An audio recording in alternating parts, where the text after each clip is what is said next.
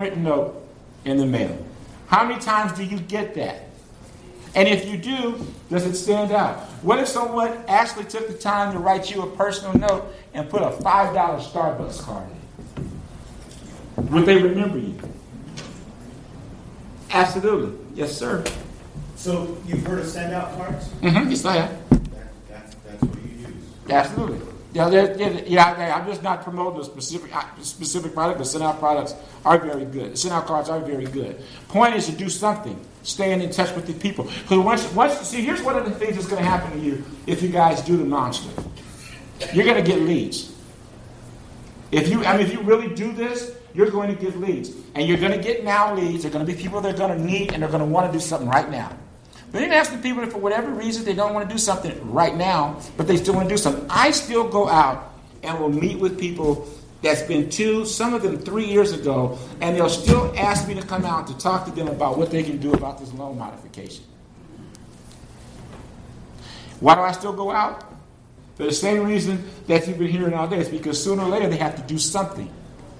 So I just want to be the person at the time when they realize that they need to do something, that they do it with me. That's all. Because again, odds are I'm going to still be selling real estate down the road. And if they still need a need or they need a service, then they're going to call me. But you know what they do better than that? They refer you. For someone that does not do business with me, because I tell people all the time, I'm not looking to do a deal. Hey, have a great one, David. I'm not looking for a deal. I'm looking for a relationship. See, the deals come and go, but a relationship lasts. A relationship will allow me to continuously have multiple opportunities to help this family and other families. You want to be like the old saying, you want to be Diet Coke or Diet Pepsi. Has anybody heard the Diet Coke, Diet Pepsi story? No. So think about this. If you go to a restaurant and you order Diet Coke, and they say, we don't have Diet Coke. Most people will say, well, do you have Diet Pepsi? And if they say they don't have Diet Pepsi, what's the next response? The next response is, what do you have?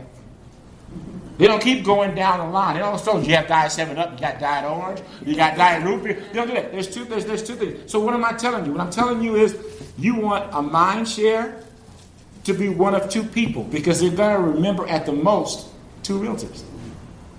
You want to knock your odds down to where now you get to the kitchen table and there's only one other person that you possibly are in competition with, so that you can show the value that you have that's going to be different.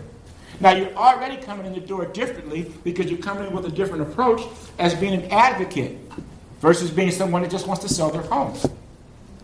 Although we know that is probably the outcome, is that they're going to have to sell it. But they have to self-discover that themselves. It's not your place to tell them that. It's your place to provide them with information so that they can make an educated decision for their family. And if the decision that they make is that they don't want to do business with us and they want to walk away and they want to do something that we may feel it might not be the best thing, well, heck, how many times have you done something that your parents or somebody else thought you shouldn't do and you did it anyway, and maybe it wasn't the best thing? It is what it is. You help those that want your help. You provide that service, that information for them. And if you do that in an authentic way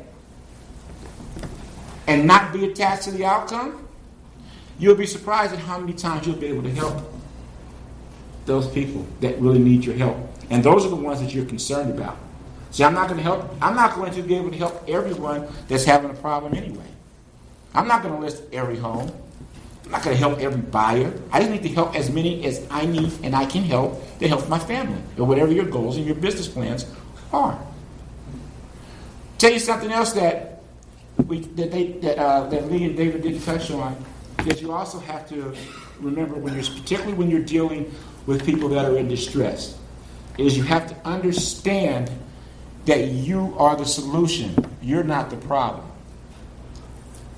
Because when you're dealing with anyone, but in distress sales more than some others, is that, yes, you listen to their stories, and yes, you get involved in it, but you cannot take on the situation that they're in. What I mean by that is, it's not your fault that for whatever reason they didn't make their payment. It's not your fault that the bank is foreclosing on them. You're the solution. So what I'm saying to you is that I have sat in front of people and told people and say, listen, I'm not the reason you're in the situation that you're in. I'm here to help you. Are you going to allow me to do that? Bless you. Are you going to allow me to help you? Because and sometimes with some people in certain situations, you have to be extremely blunt. Now you can say anything with a smile. Well, it's amazing what you can say when you smile at people. Sometimes you have a really blunt conversation. Sometimes you can cuss them out as long as you smile. Think about some of the words you can say that if you say, get out of here, or get out of here. It comes off a lot differently with a smile, right? So I might have to say to you with a smile, well, you know what, Mr. Seller, you have to understand that no matter what happens in this situation, I'm here to help you, but my mortgage payment's current. Now that sounds harsh, right? But it's the truth of the matter. Remember, I'm here to help you. I'm not the reason. And the reason why I'm saying this to you is that you're going to be really successful doing this if you guys do it. Now, you lay down at night and you have 30, 35 families that are in default that have now put all of their problems onto you, and now you're sitting up here waiting in the middle of the night talking about, oh my gosh, I don't know what's going to happen. Like, you can only do what you can do. You have to take on the responsibility of being able to help them, but not take on the responsibility of you are the reason that they're in the situation that they're in. Because that's not good for your health and it's not good for your family, not to mention your business. Right? So think about that. Database. As you put some of these people in your database, is because remember, everybody forgets about this. So one of the things that I think as real estate people that we forget is that you have a lead. You have a monster lead, whatever your lead is. You have a lead. It ain't just your lead. Everybody knows somebody in real estate. And everybody's talking to people that are in real estate. Your lead is not just yours. It don't belong to nobody. So if you're not in contact, providing value on a consistent basis with the people that you put into your database, they're going to forget about you. Now, why are they going to forget about you? Because there's somebody else that's in touch with them. And if they're not in touch with them all the time, they're going to at least be in touch with them at the right time. And if you're only looking to be in touch with them at the right time, now you're just kind of shooting your luck. If you're in touch with them all the time, that's when you become Diet Coke or Diet Pepsi. You get that call. You get that email. You get that text. You get that, hey, Elgin, I know I've been talking to you for a couple of years, and situation is what it is, blah, blah, blah. Can you come talk to me? I think we're ready now. See, that's the calls that you're going to get. You will get those if you're working this. Now, you're not going to get those if you put out one tag. You put out one tag, and you're not going to get that call. And if you do get it, you're only going to get it one time, right? But if you're doing like they're doing, you're following the program, and you're putting out tags, and you're doing whatever it is you're doing to generate your business, and you generate it, and you do that consistently, if you do it consistently, you're going to continuously have an influx of people who will need your help. And they will call you or contact you when the time is right for them. Not when the time is right for you, when the time is right for them.